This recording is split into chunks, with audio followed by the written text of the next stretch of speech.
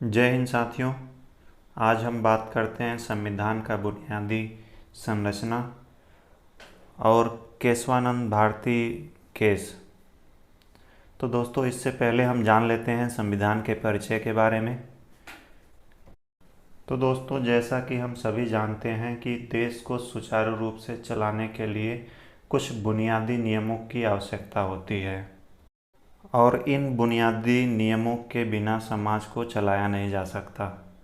इसलिए हमें संविधान की आवश्यकता होती है। तो संविधान किसे कहते हैं, आइए इस बारे में बात करते हैं।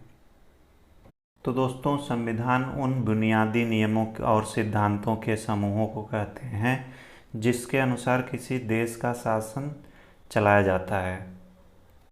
जैसा कि भारतीय संविधान की पहली बैठक 9 दिसंबर 1946 को हुई थी और इसके अस्थायी अध्यक्ष सच्चिदानंद सिन्हा जी थे और 11 दिसंबर 1946 को डॉक्टर राजेंद्र प्रसाद को इसका अस्थायी अध्यक्ष बनाया गया।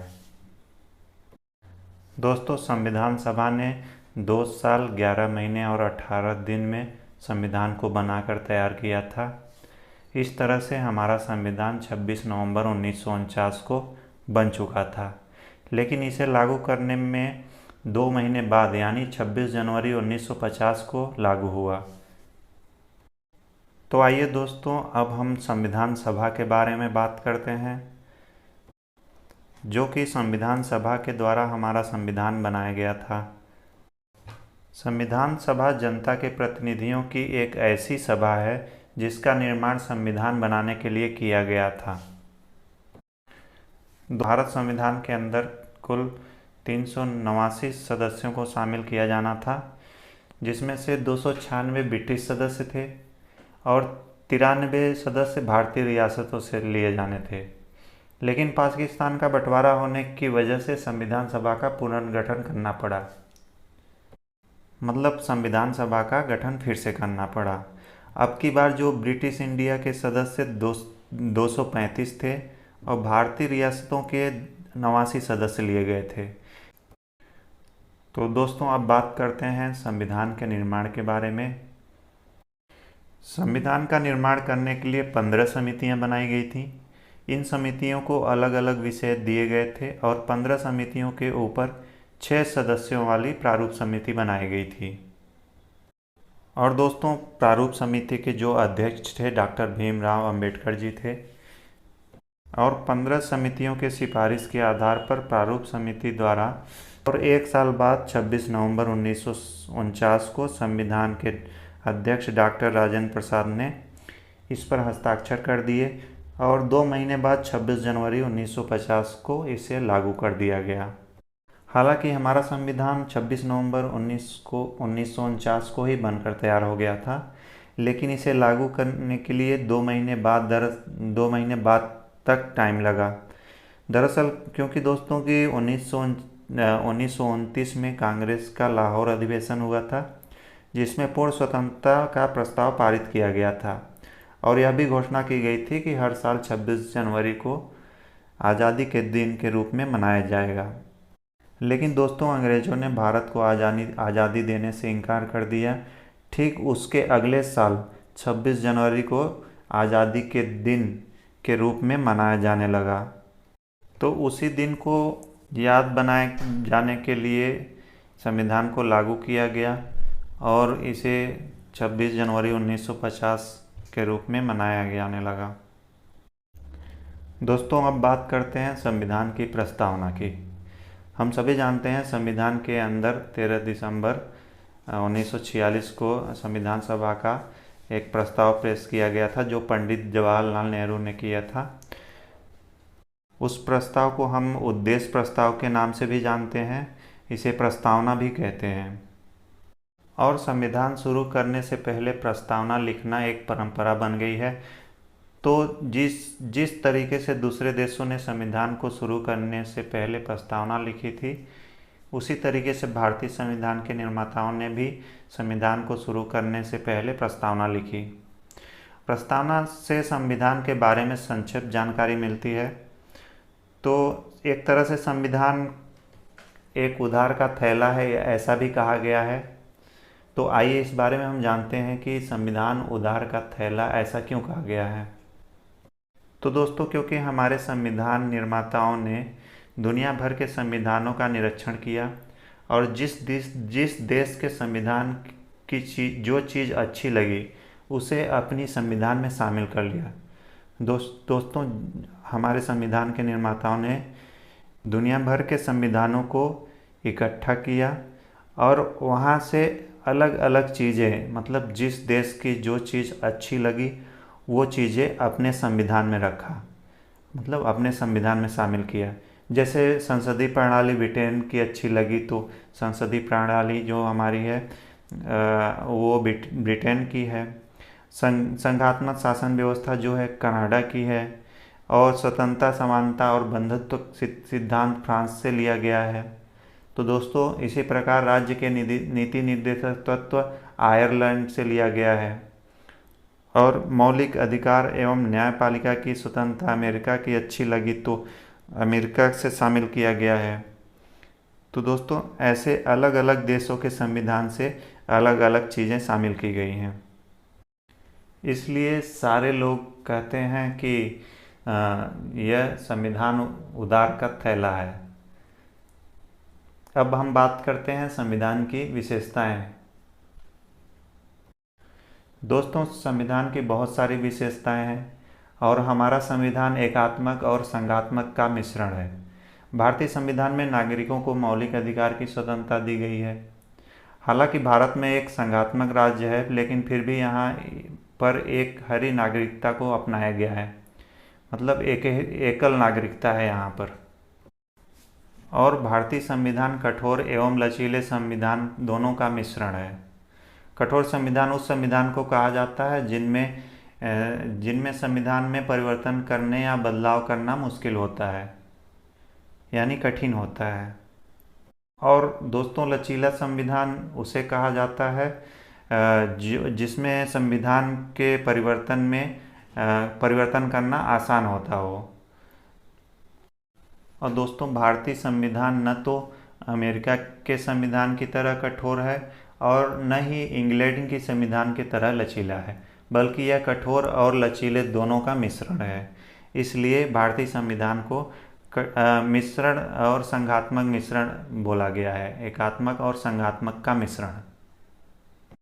तो दोस्तों, अब बात करते हैं संविधान संशोधन के बारे में। संविधान की कुछ धाराएं ऐसी हैं जिनमें आसानी से परिवर्तन किया जाता है या संशोधन किया जा सकता है, और कुछ धाराएं ऐसी भी हैं जिनमें संशोधन करना बहुत ही मुश्किल है। अब एक तो साधारण संशोधन होता है जिसे दोनों सदनों में पेश करना पड़ता है और राष्ट्रपति के हस्ताक्षर कराने होते हैं। वह संशोधन विधेयक के पास होता है, मतलब वह संशोधन विधेयक के पास हो जाता है। तो कठोर तरीका यह है कि जिसके अंदर कुछ विशेष बहुमत की आवश्यकता होती है। विशेष बहुमत का मतलब जैसे 2/3 बहुमत, कहीं कहीं पर कुछ संशोधन ऐसे होते हैं जिनमें 2/3 बहुमत की आवश्यकता होती है, जिसमें आधे राज्य की सहमति की भी आवश्यकता होती है। उसके बाद राष्ट्रपति उस विधेयक पर हस्ताक्षर करते हैं, तब जाकर यह संशोधन बिल पास होता है।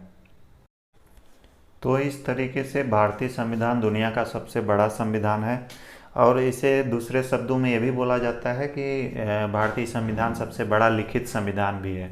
और हमारे संविधान के अंदर बहुत सारे देश की विशेषताओं को शामिल किया गया है, इसलिए हमारा संविधान सबसे बेहतर संविधान है। तो अब बात करते हैं दोस्तों केशवानंद भारती के केस के बारे में, जो कि केरल राज्य से यह मामला है। तो केशवानंद के बारे में कुछ परिचय बता देना चाहता हूं दोस्तों कि देश के न्यायिक इतिहास में दिलचस्पी रखने वाला शायद ही ऐसा कोई व्यक्ति हो जो केशवानंद भारती के नाम से अपरिचित हो। तो दोस्तों, 24 अप्रैल 1973 को माननीय उच्चतम न्यायालय द्वारा केशवानंद भारती बनाम केरल राज्य के मामले में दिए गए एक ऐतिहासिक फैसले के कारण केशवानंद भारती न्यायिक इतिहास का सर्वविदित नाम हो गया। न्यायिक दुनिया के अभूतपूर्व लोकप्रियता के बावजूद केशवा भारती न तो कभी जज रहे और न ही कभी अधिवक्ता रहे। तो दोस्तों इसमें ये बोला गया है कि केशवानंद भारती जो थे न्यायिक लोकप्रियता थे, लेकिन वो कभी जज नहीं रहे, न ही कभी अधिवक्ता रहे। उनका नाम एक वादी के रूप में ख्याति प्राप्त कर रहा है। इस मामले में कई निर्णयों ने भारत की में लोकतंत्र की स्थापना कर नवीन दिशा प्रदान की है। तो दोस्तों अब हम बात करते हैं केशवानंद तथा वेदांत।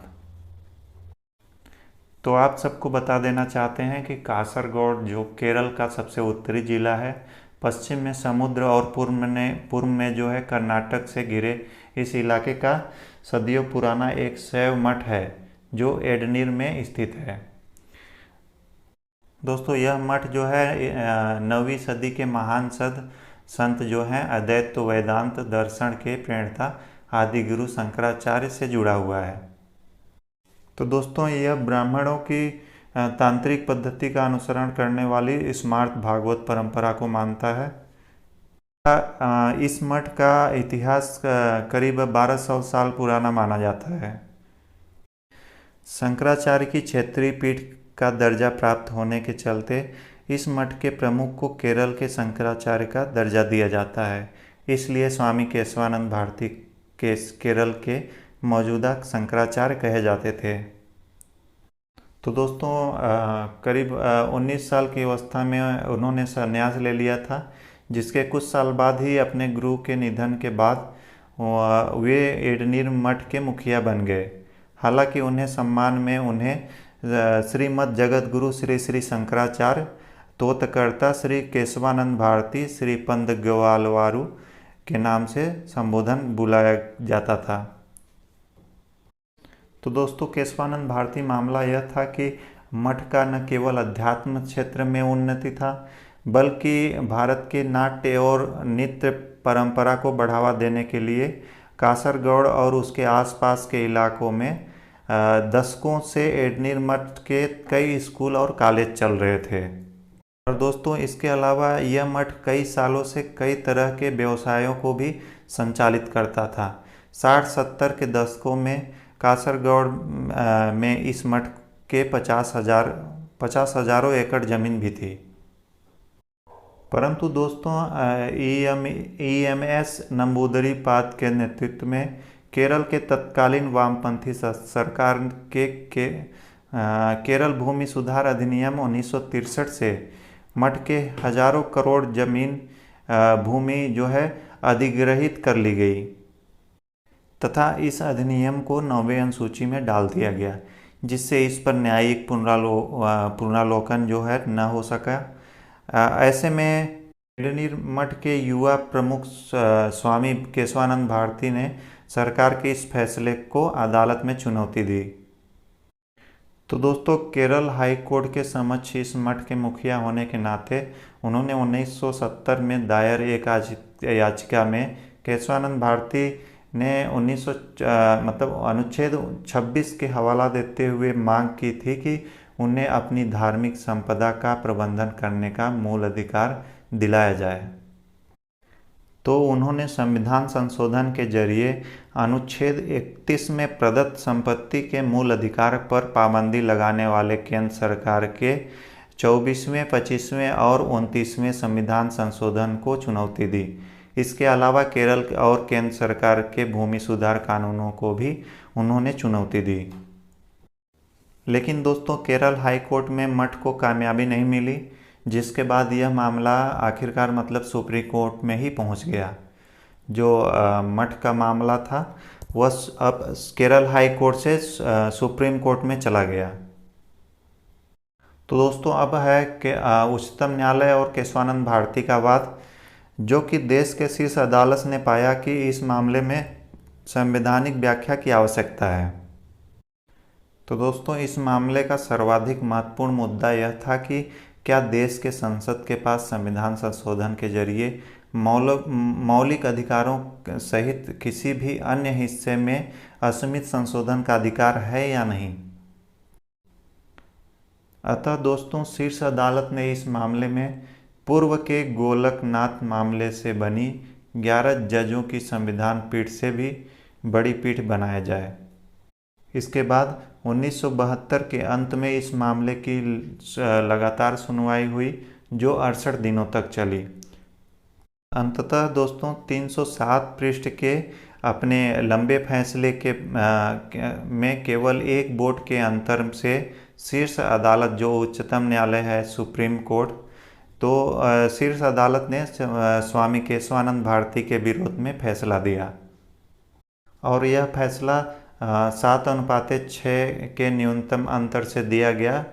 इस प्रकार केशवानंद भारती मामले ने गोलकनाथ के साथ निर्णय को परिवर्तित कर दिया, जिसके अनुसार अब न्यायालय ने माना है कि संसद मौलिक अधिकारों में भी संशोधन कर सकती है, लेकिन ऐसा कोई संशोधन वह नहीं कर सकती जिसके संविधान के मूलभूत ढांचे में कोई परिवर्तन हो या फिर उसका मूल स्वरूप बदला जा सके। दोस्तों, केशवानंद भारती मामला न्यायिक सक्रियता का प्रथम उदाहरण था।